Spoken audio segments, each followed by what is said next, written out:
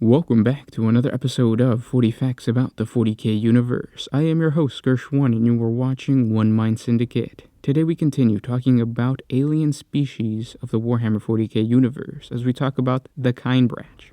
If you're new to the channel, subscribe. We post Warhammer 40K content every single day. And don't forget to hit the little bell notification icon to get, subscribed. But anyways, to understand a little bit more about the Kinebrach, I would also say that you should check out the Interrex, 40 Facts on the Interrex species. It's going to shed some light onto the Kinebrach before you watch this video. Well, either before or after. I would suggest you watch that. But with that said, let's get into 40 Facts on the Kinebrach. The Kinebrach were a species of simian-like humanoid aliens who coexisted with the humans of the Interrex culture before the Great Crusade. Long before humanity had spread across the stars from their homeworld of Terra, the Kinebrach ruled a large and mighty interstellar empire located among the worlds of the Segmentum Pacificus, known in the late 41st millennium as the Khan Group, including what is now the fortress world of Jago.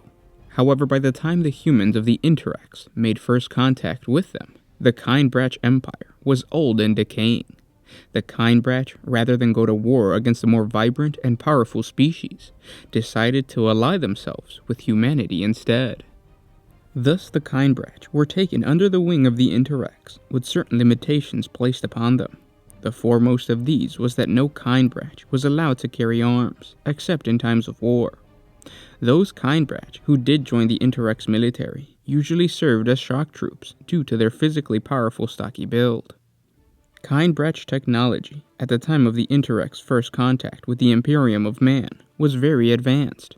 In some ways, it was even more advanced than that of the Imperium at its height in the Great Crusade era, though Kinebrach military technology lagged somewhat behind its Imperial equivalents. This was one reason why the Interrex was able to progress so quickly as a unified culture. The Kinebrach's weapons, in particular, were of interest to both the Interrex and the Imperium, as they had clear ties to Chaos powers. One example was the blade known as an anathema, that was dedicated to and blessed by the Chaos god Nurgle. If the name of a target was spoken to the blade, the weapon would become inimical to that being on an almost molecular level, producing poisons and toxins tailored specifically to his or her genetic structure. One of these blades was stolen by the Word-Bearers Legion's first chaplain, Erebus, from the Hall of the Devices in the Interrex Museum of Technology on the world of Zenobia. Commanded by the War Master Horus, the Imperium's 63rd Expeditionary Fleet had come to Zenobia in a failed diplomatic attempt to open peaceful relations between the Interrex and the Imperium of Man. The Kinebrach anathema was then used through a series of events orchestrated by Erebus to mortally injure Horus while he was in combat against the forces of Chaos on the moon world of Davin.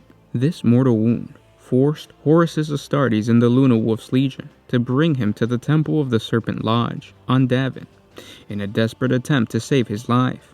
The temple's priest represented a native religion devoted to Chaos Undivided, and within its confines, Horus was corrupted to the service of the ruinous powers.